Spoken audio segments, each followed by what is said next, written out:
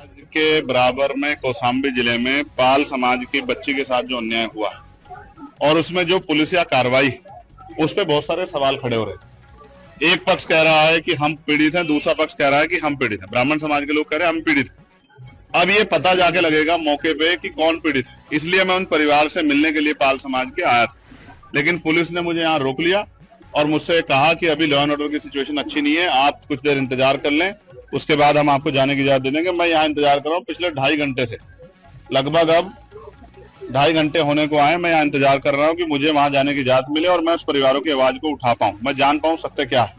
इसी तरह करछना में जो अन्याय हुआ कि एक शेड्यूल कास्ट के व्यक्ति को जला के मार दिया, उस परिवार को न्याय मिले, उस परिवार के साथ जो डर भय का माहौल है खत्म हो, उसके लिए मैं यहाँ हूँ। लेकिन अभी तक पुलिस ने कोई ठोस जवाब दिया। मैं कुछ देर और इंतजार करूंगा। अगर पुलिस ने जो वादा किया है कि हम आपको जाने देंगे या परिवार से मिलाएंगे, अगर पुलिस पे खरी उतरती तो फिर मैं कूच करूंगा, कौशाम्बी भी जाऊंगा और करछना थाने वाले परिवार से जाकर उनसे मिलूंगा, उनकी न्याय की लड़ाई को मजबूत करूंगा। आप धरने पे भी बैठे हैं, क्या कारण है? मैं इसलिए बैठा हूं कि क्या उत्तर प्रदेश में कानून व्यवस्था इतनी कमजोर हो गई है कि एक सांसद अपने परिवार से नहीं मिल सकता है?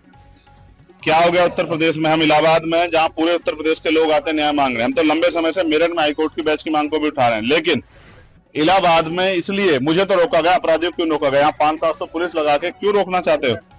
क्या एक परिवार से नहीं मिलने की छूट दे सकते हो आप लोग? तो मैं तो कह रहा हूं मैं अकेला जाऊंगा, आपके साथ जाऊंगा, आप ले चलो, लेकिन मुझे मेरे परिवार से मिलाओ, मैं उनकी तकलीफों को जान दो। अभी उस माँ से मेरी बात है जो बच्ची की माँ, उन्होंने कहा मेरी बच्ची की हालत आके देखिए, हमारी हालत आके देखिए, हम यहाँ डर के साए में, हमारी मदद कीजिए, हमारी आवाज उठाइए। तो पुलिस मुझे क्यों रोक रही? क्या पुलिस किसी चीज को छिपाना चाहती है? क्या पुलिस दबाव में काम कर रही है? मैं तो मानता हूँ पुलिस कभी दब नहीं सकती, लेकिन इस बात को जानना पड़ेगा कि सब क्या हो रहा है। मैं तो पुलिस का सबसे बड़ा हितैषी, सब जगह आवाज उठाता हूँ, पार्लियामेंट में भी आवाज उठाता हूँ, सड़क पे भी उठाता हूँ। उनकी 8 घंटे की ड्यूटी हो, उनको न्याय मिले, उनको जो वेतन विसंगतियां वो दूर हो, उनके साथ जो है जो बॉर्डर स्कीम है वो खत्म हो। लेकिन क्या आज पुलिस मुझे रोक के जो है क्या कानून का हनन नहीं कर रही, संवैधानिक जो अधिकार है उनका हनन नहीं कर रही? इसका जवाब भी देना चाहिए। और मैं मीडिया से कहूंगा कि पुलिस से पूछे कि वो मुझे क्यों रोक के बैठे। धन्यवाद। से पहले लाइव आए थे, आपने हाउस अरेस्ट की बात भी कही और सरकार ने भी कहा, क्या कुछ? उसी के बाद मुझे बाहर आके बैठना पड़ा, इसलिए लाइव आया कि मुझे जाना था कहाँ और मुझे लेके कहाँ गए।